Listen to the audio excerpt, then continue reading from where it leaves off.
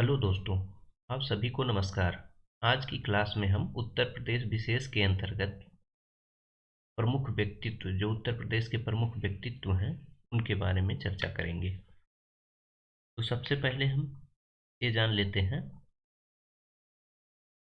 कि उत्तर प्रदेश से अब तक कुल कितने प्रधानमंत्री बने हैं। उत्तर प्रदेश, जिनका संसदीय क्षेत्र उत्तर प्रदेश रहा है, उत्तर प्रदेश से अब तक कितने प्रधानमंत्री बने हैं, कितने पीएम बने हैं। ये संख्या आपको पता होगी 8 है। 2000 अभी तक मतलब। फिर उसके बाद भारत रत्न प्राप्त करने वाले व्यक्तियों की संख्या जो उत्तर प्रदेश में अभी तक है, भारत रत्न प्राप्त करने वाले यूपी से, उनकी संख्या है 10। तो ये कुछ महत्वपूर्ण बातें हैं, आप लोग जान जाएंगे तो अच्छी रहेगी। फिर ज्ञानपीठ पुरस्कार। तो ज्ञानपीठ की जब हम बात करते हैं तो 2022 तक ज्ञानपीठ जो पुरस्कार उत्तर प्रदेश से पाए थे उनकी संख्या 12 थी। फिर उसके बाद परमवीर चक्र। परमवीर चक्र अभी तक जो प्राप्त किए हैं उनकी संख्या है 4। तो यह कुछ तथ्यात्मक जानकारी थी। इसके बाद हम आगे बढ़ते हैं। तो सबसे पहले हम बात करेंगे अमीर खुसरो की। अमीर खुसरो ये उत्तर प्रदेश से संबंधित थे। इनका जन्म 1253 में पटियाली नामक स्थान पर, यह कासगंज में पड़ता है, काशीराम नगर। काशीराम नगर यह कासगंज जिले में पड़ता है। 1253 में हुआ था। इनको तोताए हिंद कहा जाता है। ये इतिहासकार, साहित्यकार, संगीतकार सब कुछ थे। खड़ी बोली के विकास में इन्होंने अग्रगामी भूमिका निभाई। खड़ी बोली के विकास में अग्रगामी भूमिका निभाई। तो इनके से संबंधित ये चीजें थी। इन्हें तोता हिंद कहा जाता है। 1253 में पटियाली नामक स्थान पर इनका जन्म हुआ, कासगंज जिले में। खड़ी बोली के विकास में इन्होंने अग्रगामी भूमिका निभाई। फिर आगे हम बात करते हैं कि कौन सा व्यक्ति कहाँ किस जगह से संबंधित है। तो जैसे जोश, ये मलिहाबाद लखनऊ में पड़ता है, मलिहाबाद से संबंधित। फिराक, यह गोरखपुर से संबंधित है। फिराक गोरखपुरी कहा जाता है, गोरखपुर से। जिगर, यह मुरादाबाद से संबंधित है। मुरादाबाद से संबंधित है। चक्रबस्त, यह लखनऊ से संबंधित है।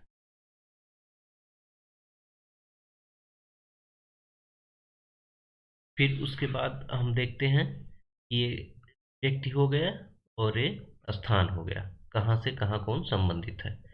इसके बाद हम देखेंगे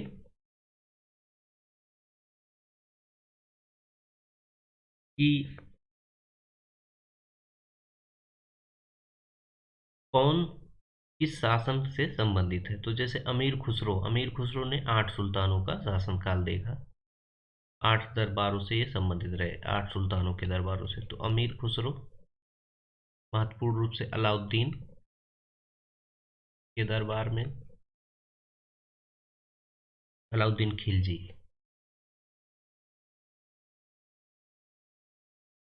बाणभट्ट जो थे वो हर्षवर्धन के दरबार में।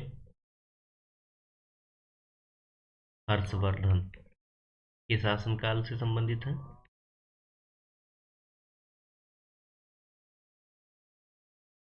वर्धन वर्धन इस तरीके से लिखा जाता है।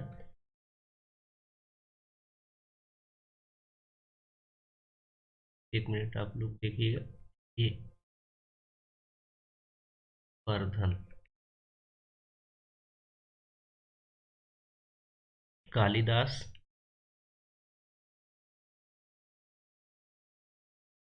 ये चंद्रगुप्त द्वितीय के दरबार में थे, ये नवरत्नों में थे चंद्रगुप्त द्वितीय। और हरिसेन, ये समुद्रगुप्त से संबंधित थे, उस शासनकाल में थे समुद्रगुप्त। फिर आगे हम देखेंगे,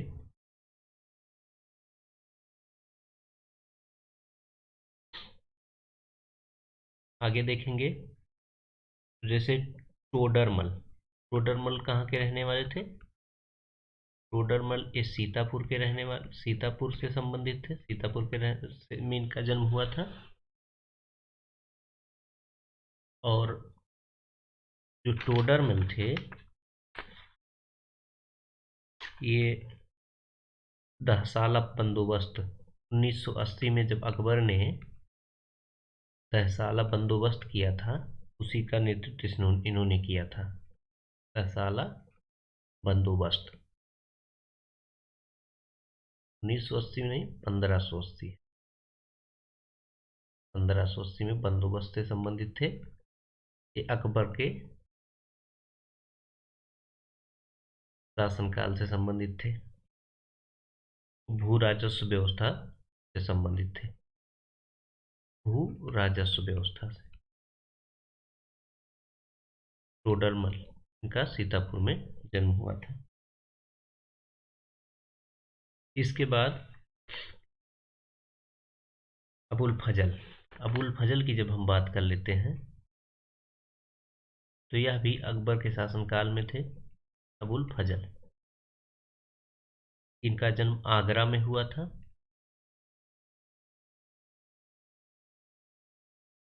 और यह अकबरनामा, दो रचनाएं रची। अकबरनामा और आईने अकबरी। आईने अकबरी इनकी रचनाएं हैं। यह तुर्की, फारसी, संस्कृत, अरबी, हिंदी के विद्वान थे और अकबर के सलाहकार थे। 1250 में आगरा में इनका जन्म हुआ था। तो यह अबुल फजल के बारे में हो गया, या टोडरमल के बारे में हो गया। फिर इसके बाद हम बात कर लेते हैं बीरबल। वही शासन काल से, उसी समय के संबंधित थे बीरबल। बीरबल का जब जन्म हुआ, यह कालपी एक जगह है जालौन में, कालपी, यह जालौन में कालपी जगह है, वहां से संबंधित थे। इनका मूल नाम जो था, उनका मूल नाम था महेश दास। इनका मूल नाम था महेश दास। यह अकबर के नौरत्नों में शामिल थे, नौरत्न में शामिल थे।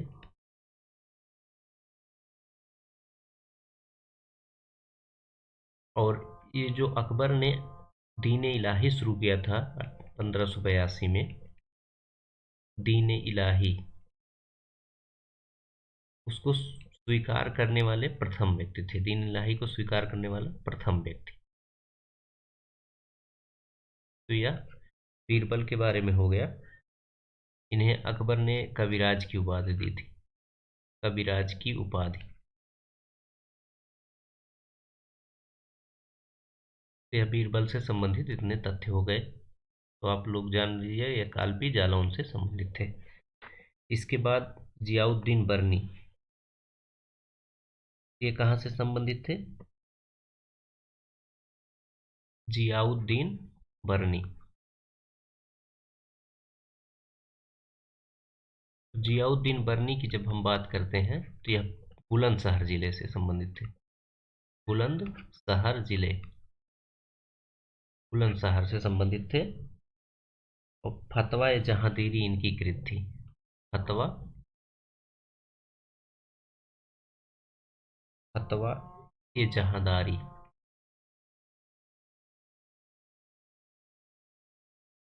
और तारीख फिरोज शाही। तारीख फिरोज शाही, ये दो इनके बहुत ही फेमस कृत थे। यह फिरोज शाह तुगलक, मोहम्मद बिन तुगलक, इन सबके शासनकाल में थे और सल्तनत काल के इतिहासकार थे। जियाउद्दीन बर्नी के बारे में, यह सल्तनत काल से संबंधित थे। सल्तनत काल से फिर आप देखेंगे गौतम बुद्ध।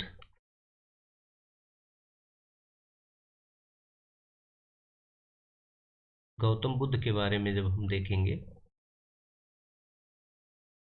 गौतम बुद्ध, तो गौतम बुद्ध, इनके बचपन का नाम था सिद्धार्थ। बचपन का नाम था इनके सिद्धार्थ। तो इनका जन्म हुआ था 563 ईसा पूर्व। कहाँ हुआ था? इनका जन्म हुआ था लुम्बिनी ग्राम, लुम्बिनी में। क्या? लुम्बिनी में इनका जन्म हुआ था और इनकी मृत्यु हुई थी 483 ईसा पूर्व। यानी ये 80 साल की अवस्था में इनको मृत्यु प्राप्त हुई। यह महापरिनिर्वाण जिसे कहा जाता है। इनके पिता का नाम शुद्धोधन था। पिता शुद्धोधन, माता महामाया। माता महामाया। परिनिर्वाण इनको प्राप्त हुआ, महापरिनिर्वाण, ये कुशीनगर में। गौतम बुद्ध से संबंधित और जो लुम्बिनी है, यह है नेपाल में पड़ता है।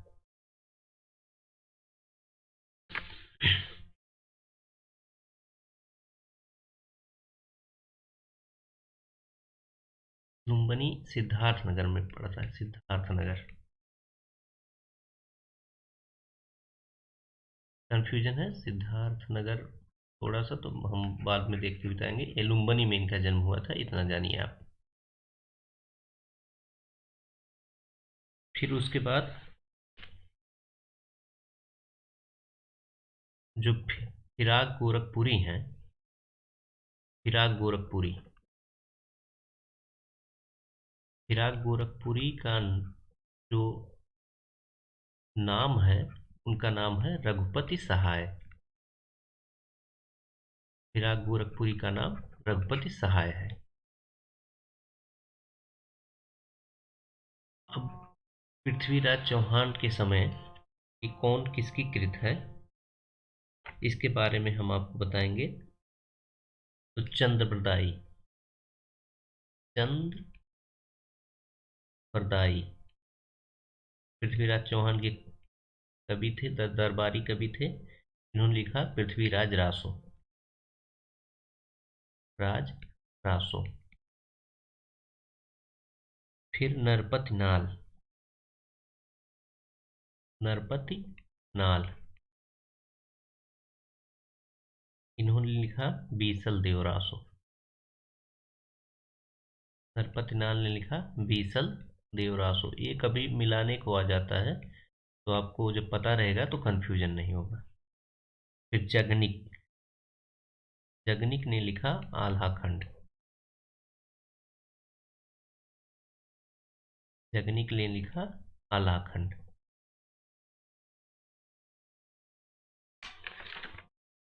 तो चंद्रप्रदायी ने लिखा पृथ्वीराज रासो, नरपति नाल ने लिखा बीसल देव रासो और जगनी के लिए लिखा आलाखंड। इसके बाद देखेंगे हम सिंहासन बत्तीसी। सिंहासन बत्तीसी, इसके रचनाकार जो थे, इनका नाम था लल्लू लाल। लल्लू लाल ने लिखा सिंहासन बत्तीसी। और हम खड़ी बोली के जनक के बारे में बता ही चुके थे, अमीर खुसरो को कहा जाता है। फिर उसके बाद मिर्जा गालिब को आप जानते हैं। मिर्जा गालिब जो थे, उनका संबंध मिर्जा गालिब, इनका संबंध आगरा से था। इनका जन्म हुआ था आगरा में, या दिल्ली में रहते थे।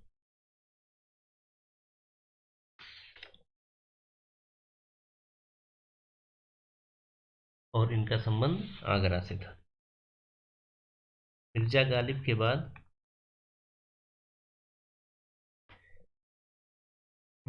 अब कुछ पुस्तकें हैं उनके, जैसे जैनेन्द्र कुमार, इन्होंने लिखा सुनीता। सुनीता पुस्तक है, का नाम है, लिखे जैनेन्द्र कुमार।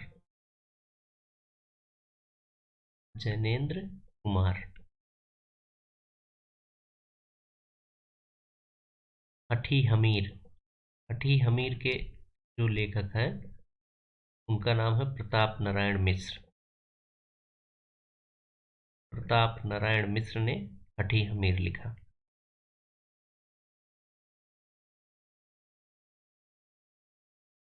फिर जयशंकर प्रसाद ने कंकाल और ध्रुव स्वामिनी, दोनों पुस्तकें जयशंकर प्रसाद की हैं।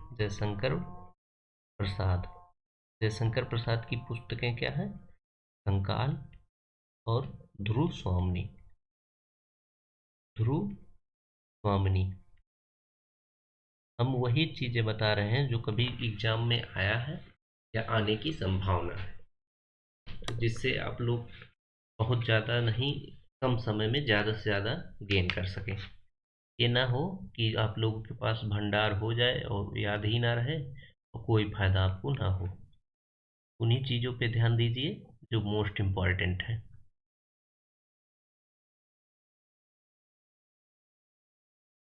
फिर उसके बाद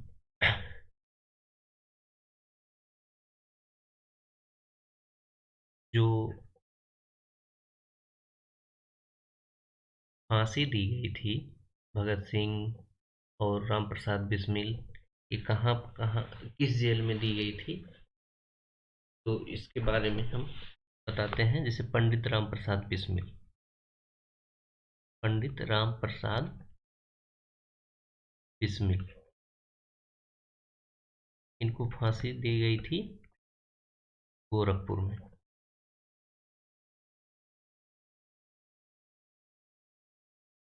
और राजेंद्र लहड़ी,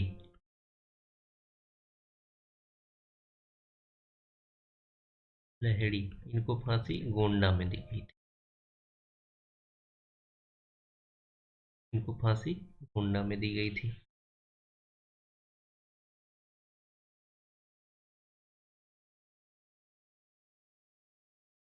और गौतम बुद्ध से संबंधित एक तथ्य है कि बुद्ध ने अपने जीवन की अंतिम वर्षा ऋतु कहाँ बिताई। तो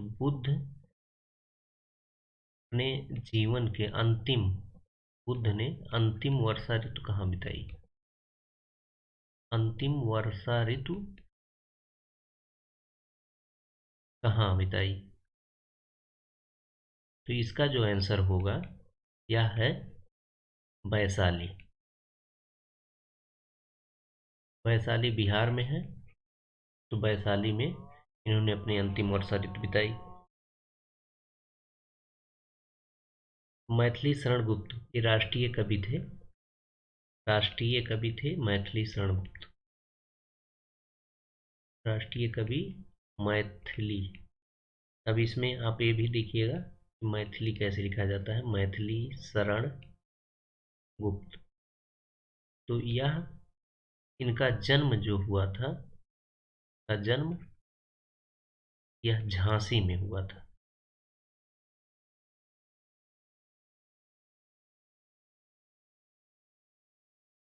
फिर मधुशाला के रचनाकार या कवि को जानते ही हैं आप, मधुशाला हरिवंश राय बच्चन जी हैं। हरिवंश राय बच्चन,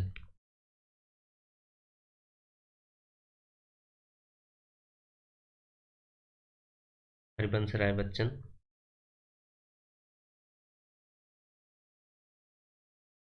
और मुंशी प्रेमचंद, मुंशी प्रेमचंद का नाम जो है मुंशी प्रेमचंद, इनका नाम धनपत राय है।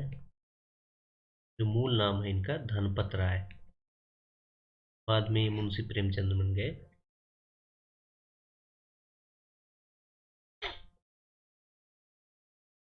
वाल्मीकि का अवतार किसे कहा जाता है, वाल्मीकि का अवतार, वाल्मीकि का अवतार तुलसीदास जी को कहा जाता है, तुलसीदास।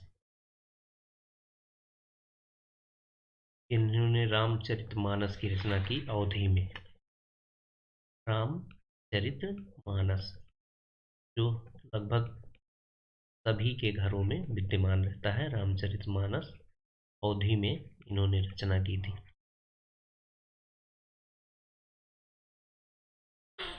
उत्तर प्रदेश से संबंधित कुछ लोग और हैं, जैसे लक्ष्मीबाई के नाम, लक्ष्मीबाई झांसी की रानी थी। इनका बचपन का नाम मनु था, बचपन का नाम मनु था। और झांसी के महाराजा थे गंगाधर, उनसे इनका विवाह हुआ था, गंगाधर, उनसे विवाह हुआ था। इनका जन्म बनारस में हुआ था, वाराणसी में, वाराणसी में इनका जन्म हुआ था। 18 जून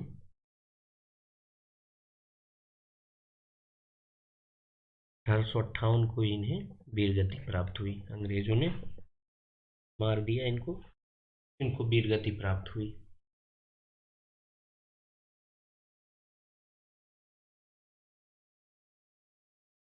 एक बहुत फेमस नाम निजामुद्दीन औलिया है, जो उत्तर प्रदेश से संबंधित है, निजामुद्दीन औलिया।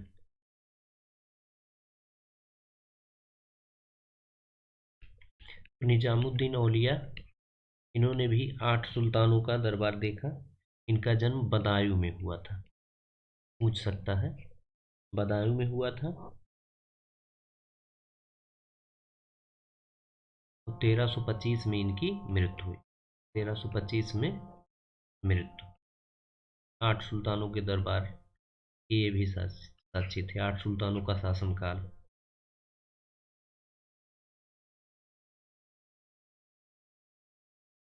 का शासनकाल इन्होंने देखा।